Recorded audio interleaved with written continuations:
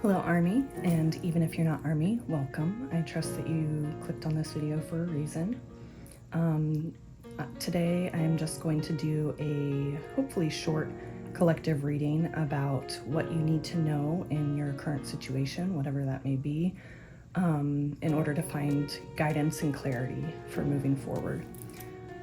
So I will start by doing an overview of the situation, and you can sort of use that as an energy check to see if that sounds like something in your life that you're going through right now.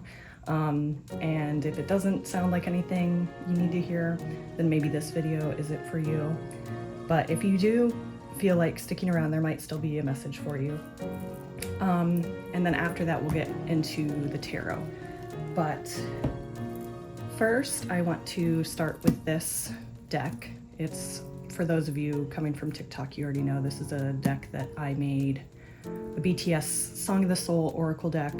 And so I want to start by getting a sort of theme song for the situation overall. Oh, and we got two. So we have Pied Piper, just close your eyes and tune your ears, with the keyword listening. And the second card, we have Walian 52, an endless signal will reach someday. And the keyword is authenticity. And so the first thing I'm noticing is that both of these cards have the blue microphone, which I used the microphone colors to sort of correlate them to the 7 chakras. So this is about the throat chakra and speaking your authentic truth. So put those there for now. I don't know if this will fit. And then here are, I already shuffled out the oracle cards to describe your current situation. And we have the bee, the keyword work. We have black obsidian, the shadow. We have Saturn, number 24, and the keyword boundaries. And then last but not least, we have number 59, the wailing tree, reconciliations. So let's see. With the bee, obviously this makes it seem related to work, but it doesn't necessarily have to be a situation at your job. It could be, you know, work if you are an artist or creator. It could be a hobby. It could be personal goals that you have. It could be something larger than just the job you're in right now, like more about your career overall. But let's see. With black obsidian is usually good for cleansing negativity. And with the keyword, the shadow, in this deck, the tendency for black obsidian to bring up things from, you know, like beneath the surface, or things that you have repressed or hidden, bringing them to the surface to be healed. And that is essentially what shadow work is. It's parts of yourself that you either deny as being part of yourself, or that you have misjudgments on. How should I? Well, we'll relate it as we keep going. I'll relate it more specifically to the situation as we get more into that. But with the keyword boundaries on the Saturn card, well, actually that would be a good example of a shadow tendency, is being related to work and boundaries. A shadow aspect could be that you have a judgment over like relaxing, of taking it easy, of taking time, you know, how should I say, when you're not being productive, like just resting and things like that, there could be this underlying need to be productive, like you have to work and achieve something in order to have worth as an individual. And so boundaries with Saturn, that would be like setting, setting boundaries for how much you push yourself, in order to find a balance between being productive and making sure that you have time for rest and, and for fun, just to enjoy your time. But like the shadow aspect would be like having a judgment. Like if you see people that you judge as lazy and they really like rub you the wrong way for whatever reason, that's like your shadow speaking to you, saying that like there's a part of you, like whether it's something that you had growing up, some sort of conditioning where you have a negative view on people relaxing and enjoying themselves instead of, staying focused on work and always being busy. That could be something that needs to be brought up to the surface to be healed, that, your worth isn't determined by how hard you work. Like you have worth as an individual without doing anything, just by virtue of your existence. But it could also be the reverse of if you don't see yourself as hardworking and, like, oh, that's just not who I am or whatever. It's like there could be some sort of fear concerning, like the failure of like if you put your effort into something and don't succeed. There's different ways that it could be interpreted to whatever your situation is. But let's see. I kind of want to read the Wailing Tree. Let's see. Because I know that card it's about a feeling of loss or grief, but I'm not really sure how that would apply to this situation. So, keywords and phrases: grief and mourning, a time of necessary losses, reconciliations. When you encounter the Wailing Tree on your path, it's an invitation to stay a while and regroup, a place for you to rest and allow yourself to say goodbye to what no longer serves. You may have been overdoing things, working too hard, or putting too much effort into life with little reward. That's funny that I didn't see how it applied to this situation when it's what I've just been talking about. If you've been considering making a change, now is the time to do so. One important thing to consider before you make any changes is that you need to allow yourself to feel your disappointment, your loss, and mourn what was and what could not be. This is a way to honor your experience, to give yourself time to consider all the gifts in it, to put proper closure on it, to really know what you've learned as you walk away from it and into something new. Even in the perception of failure, there is much good to be discovered. However, skipping the stages of loss doesn't get you to reconciliation any faster. In fact, you will discover that you will have to come back at some point. So do it all now. Look at it all squarely and honestly and stay with your feelings. Life is not either or, it's both and. This and that. So as you dive in and process this, allow it to become a temporary travel companion on your journey. The feelings that this will bring to the surface will be challenging for sure, yet like all things, they will pass soon enough and you will be more enriched by the experience.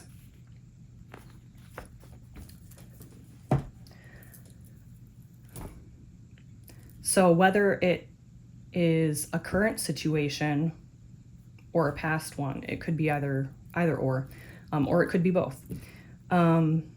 It seems like there's something that needs healed within you, whether that's disappointment, failure, if it's related to work or if it's just related to, anything in your past, in your childhood, that has somehow, like I was talking about earlier, defined your sense of self through your work. Because, it's really easy for people to associate their value, for ego gets attached to, obviously status and all of that, but what you do, it's not, it isn't about what you have, but it's also not what you do. It's just what you are, who you are, that defines your worth. So, oh, I guess I didn't really talk about these cards. With, I mean, I guess that's with listening, just close your eyes and tune your ears. It just sounds like you need to listen to yourself. You need to get, like we have this figure in meditation right now. Maybe you just need to to spend some time allowing whatever needs to be healed to come up and sit with it. It's resisting those feelings or having judgment on those feelings that make them problematic and allow them to influence your behavior and decisions in an unconscious way when you try to deny them or repress them. And then with this authenticity, of being honest of who you are and allowing yourself to process this, it allows you to be yourself without having, like your shadow influencing your behavior. This card is talking about how I wrote a guidebook for it, even though I don't really have a way of publishing this deck since it's trademark and copywritten stuff. But in this card, I talk about how, whatever it is, whether it's work or relationships, by being your authentic self, by discovering yourself more, that leads you to, where you need to go, to the success that you want and the job that you want. It needs to be something that is in alignment with you. And you can't really determine that without being honest with yourself and facing yourself, doing shadow work, processing those, feelings of grief or disappointment.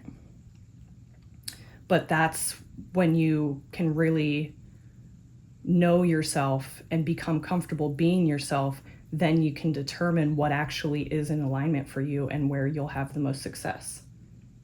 So where did I put my tarot cards? I covered them up. Okay. So let's just get a few tarot cards for a little bit more. These cards don't very well. To get a little bit more information.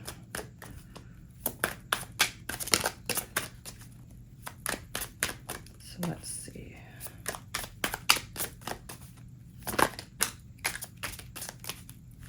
We have the Sun and the Ace of Pentacles. So the Ace of Pentacles often talks about new financial opportunities or job opportunities. It doesn't necessarily have to be related to career, but usually it has some effect on your finances. But I mean, this could also, with setting boundaries and really,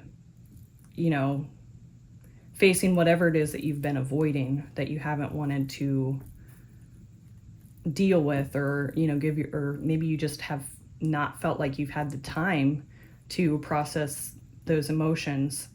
It could also be that if this is related to your job, that maybe where you are is not a good match, or if you're not being treated respectfully, or you feel like you're being taken advantage of,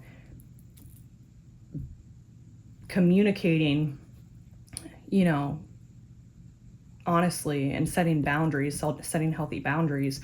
If you can't do that at your current job, then this card was also talking about perhaps letting go. It could be letting go of a way of being, like throwing yourself into work in an effort to avoid. Like, I guess that's something. The issue doesn't have to be necessarily related to work, but you could be using work as a way to avoid those unpleasant emotions or the feeling of disappointment and loss, failure. But the Sun is a card of optimism. It's a card of success and happiness and, lots of, good things in life. But I mean, I guess we should get some more cards to see where this is going. But the Ace of Pentacles often represents a new opportunity. Pentacles usually have to do with finances, but it's also just like the material realm in general. Can also have to do with health. So let's see. 7 of Wands. So that's interesting with boundaries, because the 7 of Wands is about standing your ground. You know, like not compromising your beliefs or your values. It's like this figure is sort of defensive, and that could be, you know, maybe not in the most positive sense, like if you are resisting, you know, whatever negative emotions that are experiences, painful experiences that you don't want to deal with. But overall, I'm getting like the positive message of like standing your ground. Like you don't have to compromise yourself. You should stay authentic. If you're compromising who you are in order to, you know, make this job work or whatever, then that's something to think about. And that's not to say that like if you are in a bad work situation right now where you feel like, you know, you are having to compromise more than you want, that's not to say that you have to quit your job, but it is important to set boundaries and to communicate. And if they value you as an employee, then, you know, they will have to, you know, make adjustments.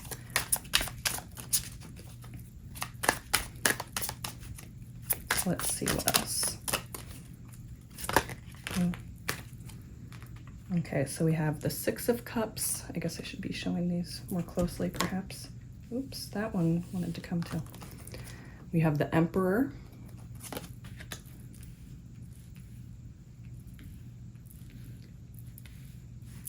The 6 of Swords. And the 9 of Pentacles. So you actually have a lot of really positive cards. The 6 of Cups is a card of nostalgia. So this could be in a positive or negative sense. Usually I feel like the negative sense is when it's in reverse, but it doesn't necessarily have to be that way. But this also can refer to your childhood.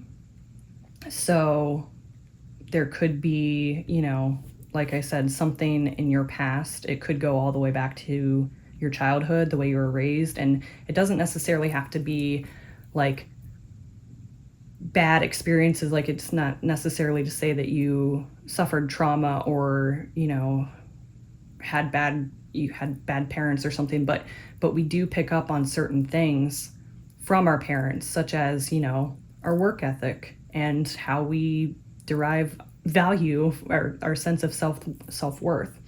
So that is, you know, something that maybe you want to look at to see if you spend time, you know, I guess like listening to your inner child or whatever, just meditation or free writing. I don't know. Some people have a hard time with meditation.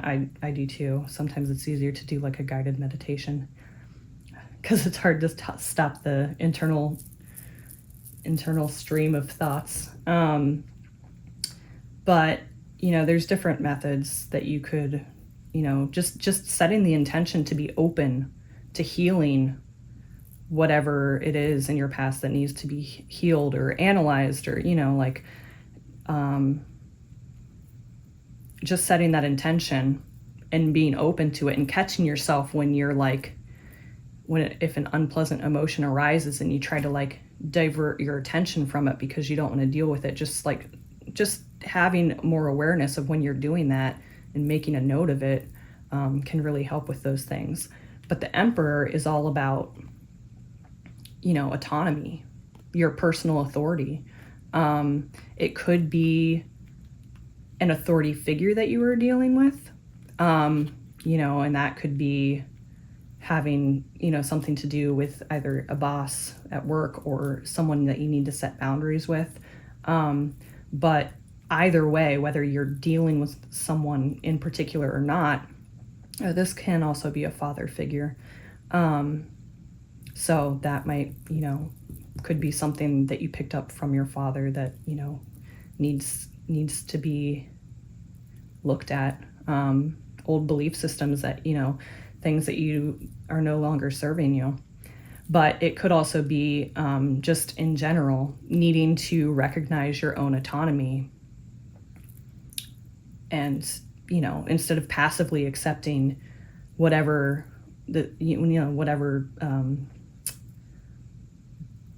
whatever treatment, if you're not being treated well or being taken advantage of, or whatever it is with your work situation. It could also just be your own your own standards of overworking yourself and pushing yourself, and you need to understand that you have the authority to change that. If it's a boss or someone, you can communicate and set boundaries. But if it's you, if you're the one, like, no one's making you work that hard and you're just doing it anyway, you need to recognize that you have the power to change that. You decide.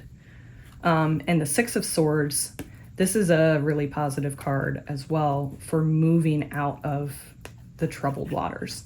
If you see the waves here look pretty rough, but in the distance, the water is still. So, this could be you moving away from difficult time into smoother waters. And that could simply be just because you need to set boundaries with yourself so that you're not overworking yourself. And Nine of Pentacles, this is a sign that you have accomplished a lot. And it's a sign that you need to stop and enjoy the fruits of your labor. It's also a sign of like financial independence. But if we're talking about moving to smoother waters, maybe you just need to recognize sometimes like, oh, I have accomplished a lot. Let me celebrate that. Let me give myself a break and relax. Taking a break isn't going to prevent you from being productive again, in the future. You just need to find that balance. So let me see if there's anything else that I'm missing here. I feel like the cards are pretty straightforward today, but I think I want to get one more card from this deck as a sort of card for advice moving forward. But I think that is basically what this whole reading has been. It's advice. But we have my city. There's nothing to boast about, but I can't help but be proud, right? And the keyword is ego. And, when I was writing, the guidebook for this card, it was kind of weird because it's like ego has a really negative connotation. And obviously, if you're trying to raise your level of consciousness, you need to transcend your ego as well. And part of the resistance to that often has to do with the shadow. But if you are, how should I say? If you are putting an emphasis, like I was mentioning earlier, on having to work, having to, you feel that you determine your value or your worth as an individual by how hard you work and how much you accomplish, then that's, an imbalance of your ego. And like the ego is a necessary part of our psychology. Some people say, well, like the song, I want to kill my ego. But it's not actually about killing your ego. It's about transcending it. And in order to do that, you need to just understand that your ego is only an aspect of yourself. It's not the complete picture. But having pride can be a really positive thing if you're coming from feelings of low self-worth. It's sort of like making me feel like this card of like, take a minute and recognize your own accomplishments. You don't need to keep pushing yourself so hard. Like, celebrate your successes, celebrate the achievements that you've made. So have a little bit more pride in yourself. Okay, and last but not least, I want to get just a couple. I have 2 more decks. These are 2 of the lyric decks I made. This one I call the Guidance and Encouragement deck. This one is Affirmations. So let's see, any last messages for the viewer? What do they need to hear right now?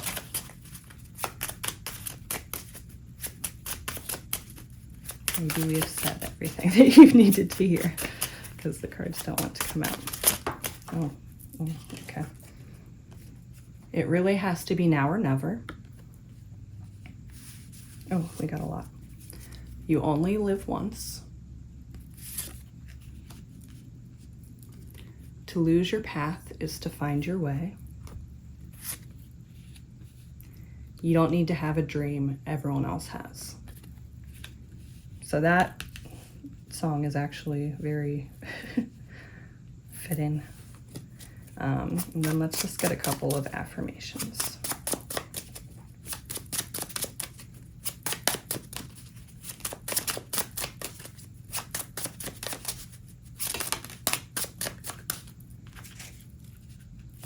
We have Get Me Out of My Blues and Now I'm Feeling Brand New.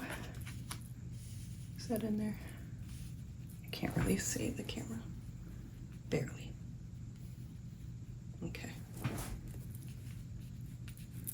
And one more.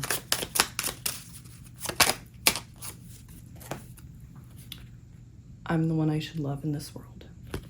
Lovely. All right, well, that is all I have for you today.